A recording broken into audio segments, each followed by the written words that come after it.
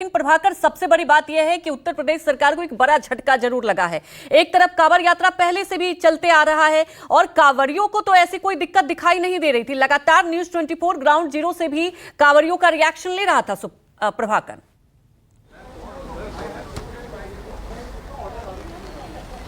देखिए, इसको आप उत्तर प्रदेश सरकार के लिए सेटबैक कहें, उत्तराखंड सरकार के लिए कहें, जिन राज्यों ने इस तरह का फरमान जारी किया है उन सबके लिए सेटबैक है। और चूंकि इस मसले को लेकर जिस तरह से सियासत हो रही है, जिस तरह से सड़क से लेकर और टीवी स्टूडियोज में, मीडिया में जिस तरह की चर्चा हो रही है, हालांकि ऐसा नहीं है कि ये कांवड़ यात्रा कोई पहली बार नहीं हो रहा है। ये सदियों से कांवड़ यात्रा की प्रथा है, कांवड़ यात्रा होते रही है।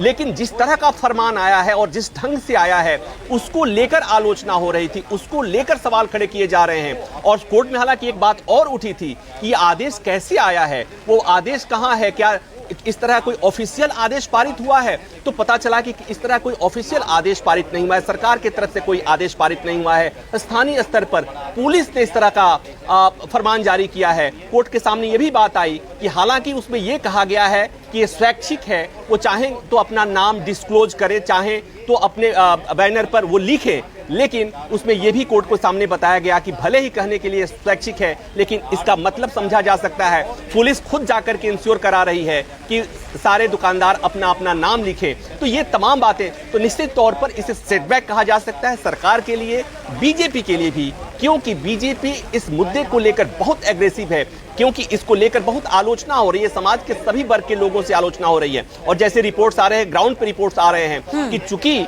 इस कांवड़ यात्रा में जो ढाबे हैं, जो होटल्स हैं, हो सकता है कि उसके मालिक मुसलमान हो, लेकिन वहां काम करने वाले जो हैं वो हिंदू हैं। और चूंकि मुसलमानों ने अपना नाम जब डिस्क्लोज किया तो पता चला कि उनके दुकान पर, उनके ढाबे पर लोगों ने जाना बंद कर दिया। नतीजा ये हो गया कि वहां पर काम करने वाले जो कर्मी हैं, जो हिंदू हैं, उनको रोजी रोटी का खतरा पैदा हो गया है। उनके तरफ से सवाल पूछे जा रहे हैं। तो अब सुप्रीम कोर्ट ने फिलहाल रोक लगा दिया, अंतरिम रोक लगा दिया है।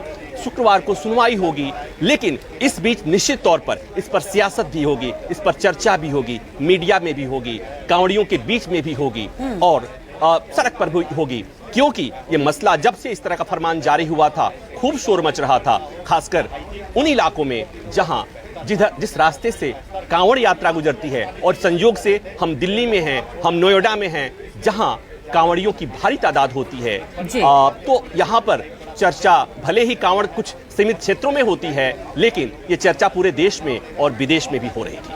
बिल्कुल प्रभाकर, इस पर सियासत भी होगी, चर्चा भी होगी। प्रभाकर, समझने वाली बात यह है कि 26 जुलाई को फिर से इस पर सुनवाई होगी, जवाब देना होगा, क्योंकि दलील तो यही दी जा रही थी कि शुद्धता को लेकर, लेकिन कांवड़ यात्रा सालों दर साल ये चलते आ रहा है। और सबसे बड़ी बात यह है कि यहां पर शुद्धता की बात कही जाती है, लेकिन नाम लगाने से ये क्या जिम्मेदारी है कि वो शुद्धता होगी? तो बड़ा सवाल यह है कि क्या आगे इस पूरे मामले को लेकर क्या लगता है आपको, किस तरह से पक्ष रखा जाएगा?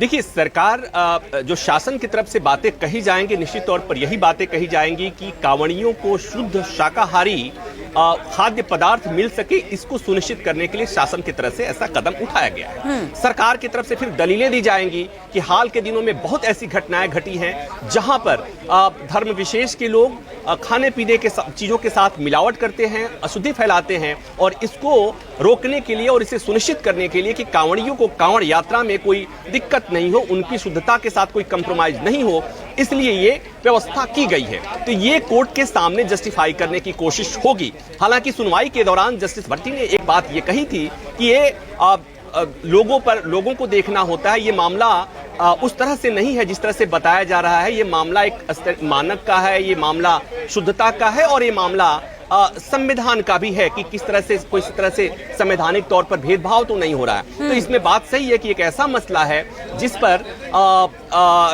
संविधान में जो लोगों के अधिकार हैं वो निहित हैं। दूसरा, लोगों की भावनाएं, आस्था का मसला है, इसलिए कि कांवड़ जो शुद्ध सात्विक यात्रा मानी जाती है और उसमें कांवड़ियों की शुद्धता, शुचिता का विशेष तौर पर ध्यान रखना होता है। तो ये भी एक मसला है। और दूसरा मसला ये भी है कि हाल के दिनों में एक नैरेटिव बनाई गई है, एक चर्चा होती रही है कि किस तरह से कुछ ढाबे वाले, कुछ फल वाले खाना बनाते समय और फल बेचते समय उसे दूषित करते हैं, तो ये बातें भी कोर्ट के सामने निश्चित तौर पर आएंगी।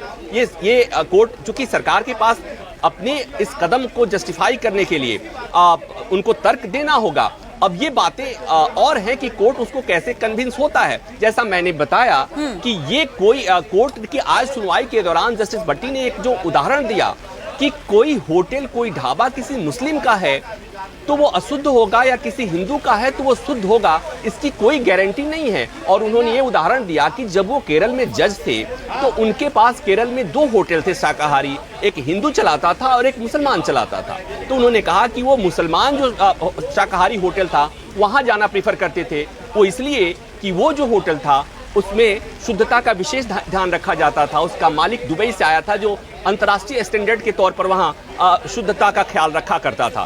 तो ये बातें भी कोर्ट के सामने आएंगी और उसे जस्टिफाई, उसे बताने की कोशिश होगी। तो अब शुक्रवार तक सबको जवाब देना है और शुक्रवार को जब सुनवाई होगी तो हम जो ये अनुमान लगा रहे हैं कि ये बातें होंगी। इस बीच ये जो करीब 4 दिन का जो समय है, 5 दिन का समय है, उस दौरान अब कांवड़ यात्रा में जो होटल और ढाबे के लोगों को अपना नाम डिस्क्लोज करना था, जिसे शासन की तरफ से कहा गया कि स्वैच्छिक है, हालांकि पुलिस सुनिश्चित करा रही थी कि सबको अपना नाम डिस्क्लोज करना ही होगा, वहां पर काम करने वालों का नाम डिस्क्लोज करना ही होगा। तो अब वो बाध्यता खत्म हो गई है सुप्रीम कोर्ट के इस अंतरिम आदेश के बाद। लेकिन बात वही है कि इस दौरान जो चीजें आई हैं, इस दौरान जो मनमुटाव बढ़ा है, इस दौरान जो सियासत हुई इस मसले को लेकर, वो इतना आसान नहीं होगा इसे पाटना। और ये चीजें न रातों रात ठीक की जा सकती हैं, न रातों रात दुरुस्त की जा सकती हैं। जो बैनर लग गए हैं, जो बोर्ड्स लग गए हैं, उन दुकानदारों को भी पता है कि भले ही कोर्ट ने कह दिया हो, उस बैनर को उसे हटाना इतना आसान नहीं होगा। या हो सकता है कि कोर्ट ने कह तो दिया लेकिन वो उसे इतना आसानी से हटाएंगे नहीं। हाँ, ये बात और है कि शासन इस आदेश को पालन कराने के लिए अब बाध्य नहीं करेगी। लेकिन एक बात और है कि इस बीच कांवड़ यात्रा के रास्ते में पड़ने वाले तमाम जो होटल और ढाबे हैं, उनके बोर्ड्स, उनके पोस्टर बदले जा चुके हैं। जी बिल्कुल, और बड़ा यहाँ पर सवाल उठाया आपने प्रभाकर, आप हमारे साथ बने रहिए।